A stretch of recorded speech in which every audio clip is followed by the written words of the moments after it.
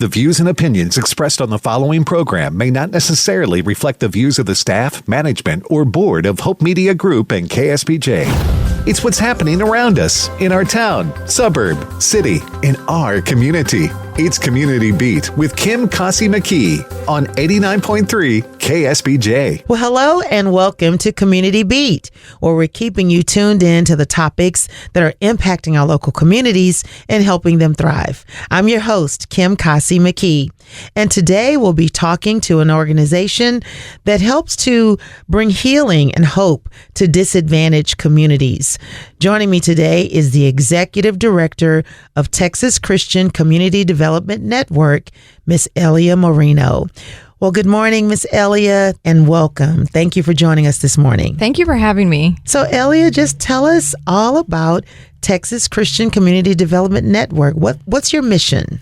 Our mission is to serve the poor and those that are marginalized by advocating, connecting, training, and serving for and with our brothers that are in that type of work across the state and surrounding states as well. It's so important to couple relief with restoration, and that's our goal, is to educate people on the importance of relief coupled with restoration.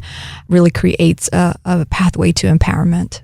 That's excellent. So are you based out of Houston as well as other cities? Actually, our home office was Waco, Texas for about 10 years. And we have, this January, actually, we moved our home office to Amarillo, Texas. I live in that area. Sure. Yes. Okay. So tell me, what does some of your services look like, some of the services that you provide? Our number one thing is we host a No Need Among You conference once a year, just across the state. Last year we were in Waco. The year before that we were in Houston. Then during COVID we did just a satellite version of the No Need Among You, and we gather anywhere from 300 to 500 practitioners, ministers, volunteers, lay people that are serving people living in poverty with the hopes to help people and not hurt by not understanding the realities of what poverty is. Sure. So you literally are kind of a clearinghouse, if you will, for all kinds of organizations. Absolutely. So awesome. So what are some of those organizations that may be a part of that network? So we have over 2,200 partners across the state and the outlying states as well, from Missouri to Arkansas, Oklahoma, Colorado. Anyone that is just interested in learning more about Christian community development principles, what is important when you're serving people living in poverty. And I believe when we're called to serve the poor, and I believe that we are all called to serve people living in poverty, but those that do this for a living, it's important that we extend dignity when we are serving, and that we empower and not work to belittle or demean someone struggling with poverty. And I think sometimes we serve for so long. I know I started serving about 14 years ago. My call is Isaiah 61. I remember being in a store in an aisle, and I said, God, yes, whatever it is, God, yes. And he spoke to my heart, Isaiah 61, for the Spirit of the Lord is upon you and has anointed you to preach the good news to the poor, to mend the brokenhearted, and set the captives free. And I didn't know what that really meant. And then I was able to transition to serve people full time through a nonprofit. And it has just been empowering. So I jumped in with both feet. 5 years into serving people living in poverty, I began to wake up and not want to go to work. And I thought, well, maybe I heard God wrong. Maybe this isn't my purpose in life. Maybe this is not my calling. So I began to question that. And then I heard a term called compassion fatigue. And I thought, oh, wow, when we are not resting long enough to recover, even though we're living our purpose in life. And I don't even say living our purpose, I say loving out our purpose in life. Because we have to love what God has called us to. He has told us that we're all created in His image, and a lot of times we get exhausted and we're tired and we're jaded, and we have stereotypes about people living in poverty and misconceptions about people living in poverty, and we say, well, if they would make better choices, I'd be better to serve them. Mm-hmm. Well, we don't understand that not everyone has the same opportunities we do living in middle class. Not everyone has the same choices. There's so many things that go into that. So when I learned about compassion fatigue, I thought, wow, when I discovered what my purpose is, I learned that it was fueled by my passion. And that's what the thing that God puts in us, right? It's the thing that makes you stay late, come in early, put a notepad by your bed at night with a pen. So if you have a thought, you write it down at 2 a.m. or whatever, right?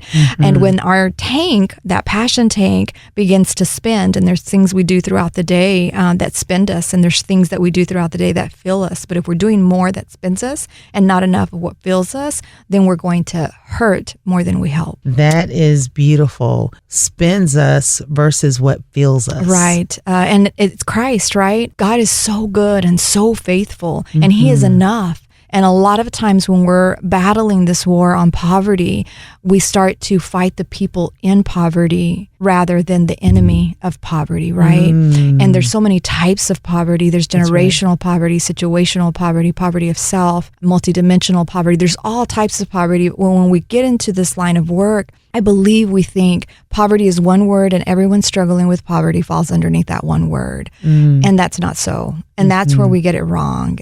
We lack this connection with the people that we're serving, because if I struggled with poverty, I may think, well, I did it. I pulled myself up by my bootstraps. What's wrong with you? Right? The poverty's not the same, and the person's not the same. The lived experience isn't the same, right? And if we're really in the Word of God, God would tell us that we are all created in His image, and because someone has more money doesn't make them better than someone that doesn't have money. Right. So when we're working to work with practitioners and volunteers and lay people across the state of Texas, the hope is to allow them the understanding that rest is necessary, and not just a 1-week vacation during the year or a nap on a Saturday or Sunday. We have to rest long enough to recover. So we're out doing our best, right? Just think. Man, I always think when I'm tired, I think the same Spirit, I'm host to Holy Spirit, the same Spirit that rose Jesus from the dead lives in me, right? And His characteristics are what? Galatians 5 is patience. If you do what you do with love, you create an atmosphere of hope. And when there's hope, it's game on. It changes things, right? Because the hope that I have in Jesus Christ, I'm able to share with other people by being patient with someone, by pausing long enough to listen. We've lost the art of listening. We no longer listen in order to hear someone, to understand someone. We hear to reply. Right? Or we listen to, hey, I'm going to defend myself on what they're saying because I don't believe just quite like they believe, right? Yes. So there's so many things that we need to learn as people. Even if this is our calling, not one of us is perfect. So we need to come to a conference that says it's okay to rest. Our conference was earlier this month in Fort Worth at Broadway Baptist Church, and the theme was permission to rest. God rested, and He calls us to rest so that we are at our best at work, at home, and at play. He's called us to love, and we cannot love when we're exhausted. I tell people all the time, I work across the country, and I tell people all the time, when we're spent and we're just exhausted, we're going to hurt more than we help, because this is the deal. When we're not rested long enough for us to recover, we are no longer capable as human beings to extend compassion to another human being. Wow.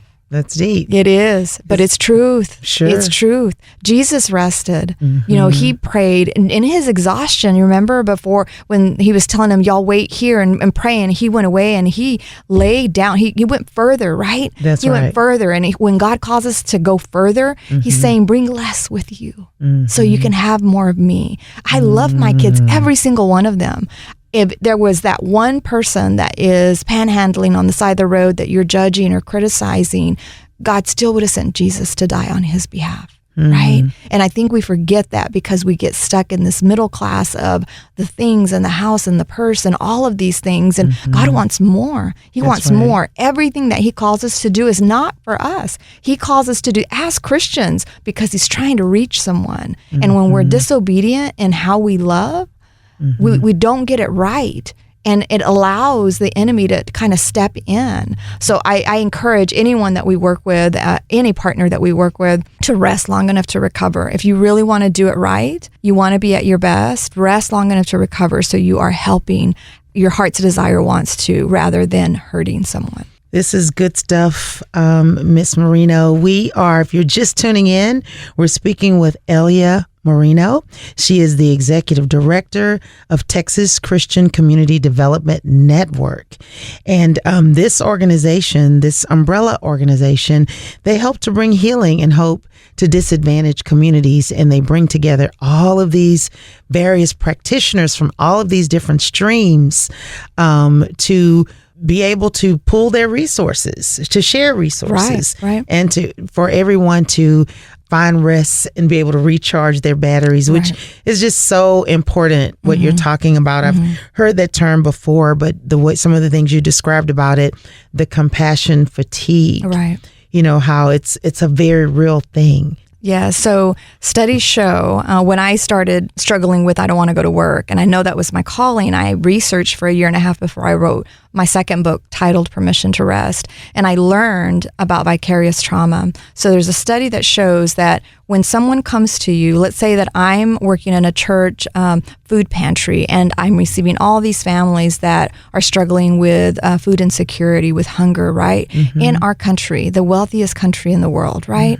And they tell me a story of I haven't had food in a day and a half, whether it's an elderly or a child, that when someone tells us that story, it impacts our brain in almost the exact same way that it has impacted that person that's struggling with hunger. Wow. And what we do is we create it as a pebble, and we're wearing this invisible backpack, and we take that pebble and we put it in our backpack. If you're a social worker, if you're a pastor, just think of all the trauma that you hear. Every story becomes a pebble, and we just carry it, and before long, we get so weighted down. We have to figure out a way to unpack that backpack so we can continue doing what God has called us to do. Wow, beautiful illustration.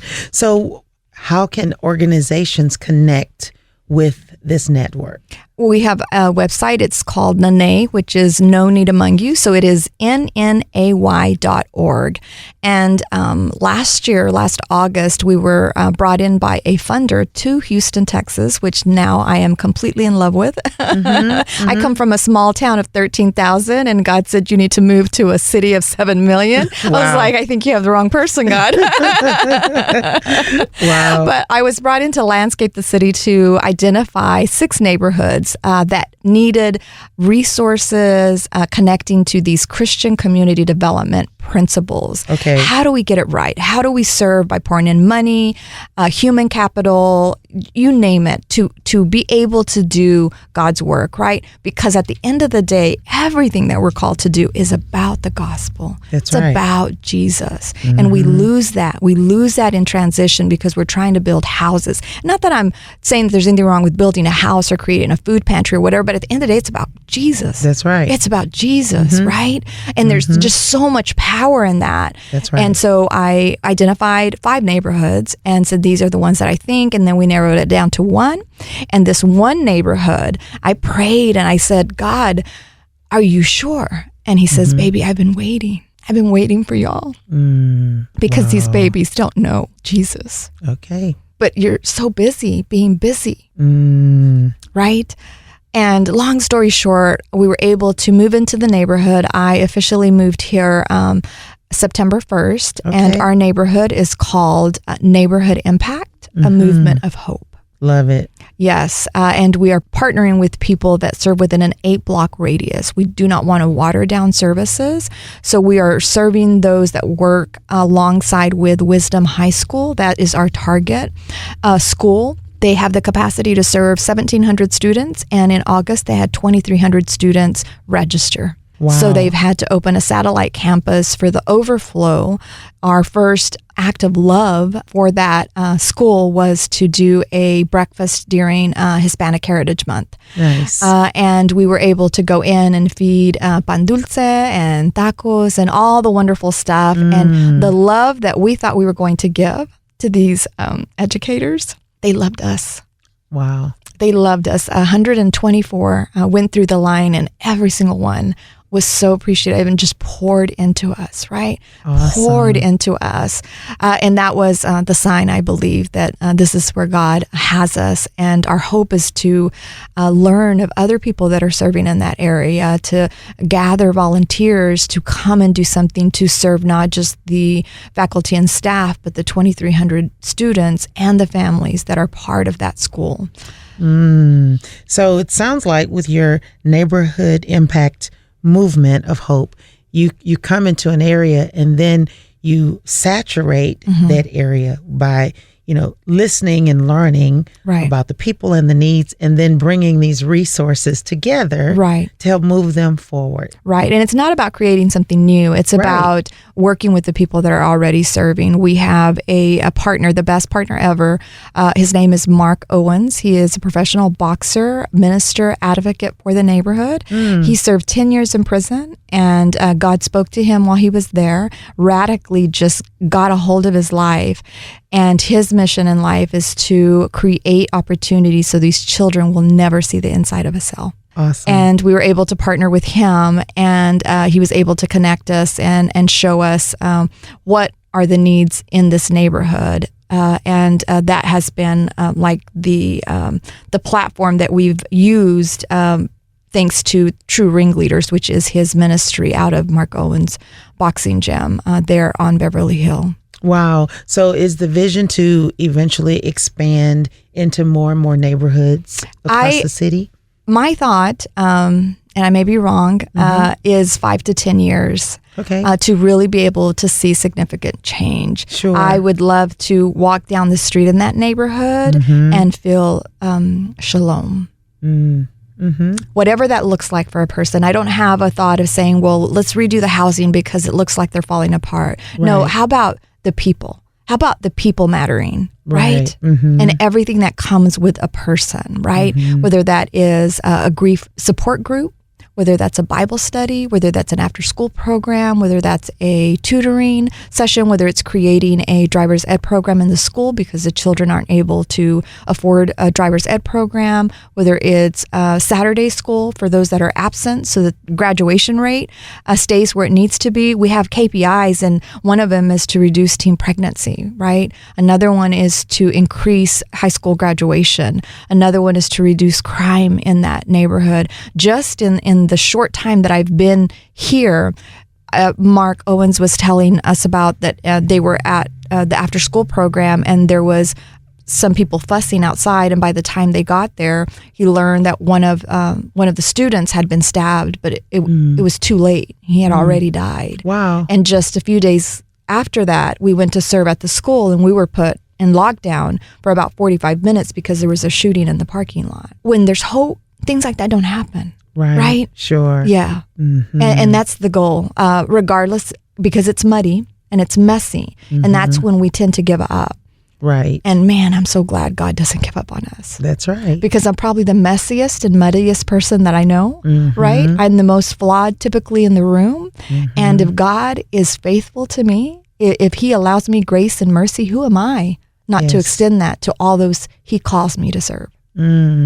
Good word. So tell me, say something to that person that may be listening. Maybe they're part of an organization, but they may feel like they're kind of a lone ranger. You know, maybe they don't have, maybe they're just learning about this network. Because I think sometimes there's a saying that it's not the size of the load that weighs you down, but it's when you carry it alone.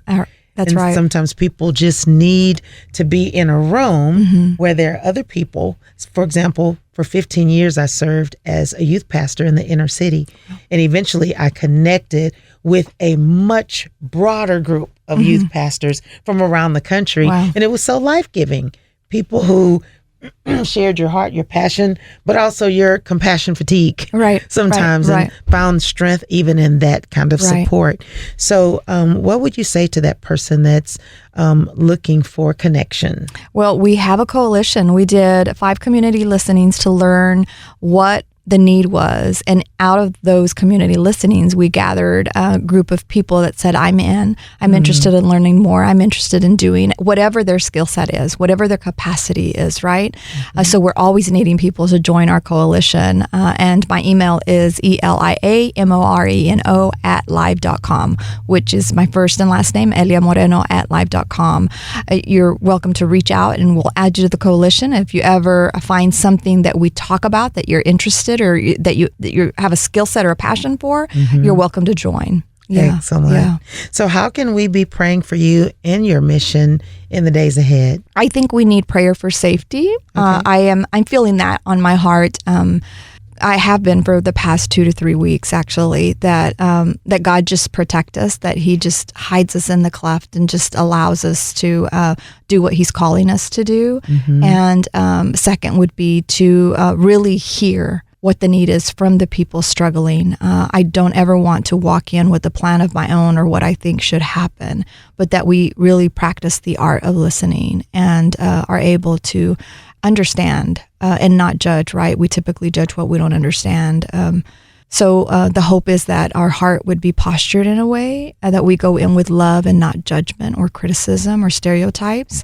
We're looking to host a poverty training for anyone that is interested. We hosted one over at the Forge. It was hosted by Dana Thomas, the executive director, and we had a full house in that place, and we're looking to do that again. The Houston Food Bank is having me do a keynote on poverty in February during their conference.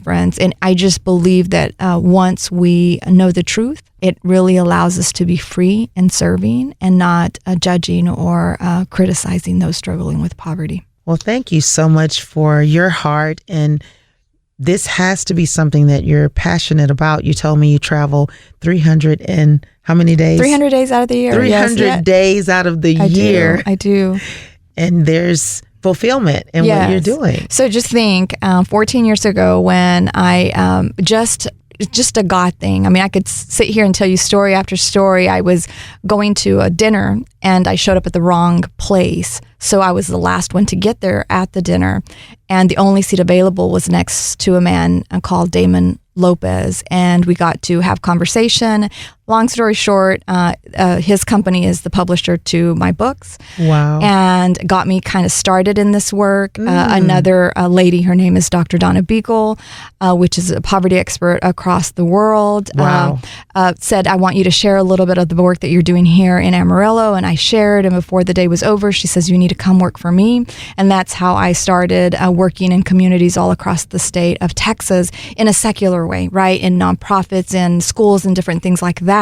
And then in October actually of last year, God said, it's the gospel, baby. It's the gospel. And I said, I need to know what that means, God. I need to know what that means. And then I was brought into Houston, and it's the first time I've ever been able to serve a community as a person of faith. So I've worked in every state except Alabama. Can't really share my faith other than to talk about love and patience and things like that. So now I feel like my hands are untied and I'm able to just share Jesus. Did you say Houston has been the first place? It's the first, yes. Now, why is that? What's the difference? One of the companies that I worked with worked with schools, and you're not able to teach the gospel in schools. And the other one was nonprofits and the legal system, the medical system, things like that. Wow. And people would come up to me sometimes when I would stop speaking and they would say, you're a Christian, aren't you? And I would say, yeah, I am. And I can have a conversation then. But I learned so much from these two people on how to serve in community, how to get it right, how to gather people, right? That God said all of that was for the gospel because now it's time. Yeah. So tell us, what are those dates for the upcoming conferences that you have? We have our No Need Among You conference in Dallas, October 9th, 10th, 11th of 2024. We're also partnering for the first time ever with a group called DFW City Women. They have a conference titled A Time to Flutter. We'll have a track in that conference, and that is April 6th of 2024. And we're looking to host a poverty training either by the end of this year or beginning of next year here in Houston, Texas. So if anybody's interested in hosting us, we'd love for you to connect with us. Awesome. And tell us one more time the website for folks to go to connect with the organization. It is nnay.org, which is nnay.org. Well, Elia, again, thank you so much for joining us today. We've had Elia Moreno, who's the Executive Director for Texas Christian Community Development Network. And again, we want to say thank you and blessings to you in the continued work you're doing, not only in Houston, but for communities across the nation. Thank you. Thank you for having me. And again, to find out more about this network, you can go to NNAY. That's nnay.org. And as always, thank you to our wonderful audience for tuning in today. And we hope you'll join us again next week for another edition of Community Beat. This is Kim Kasi McKee on 89.3 KSBJ. Thanks for joining us for Community Beat with Kim Kasi McKee. Join us every Saturday morning at 5:30 on 89.3 KSBJ.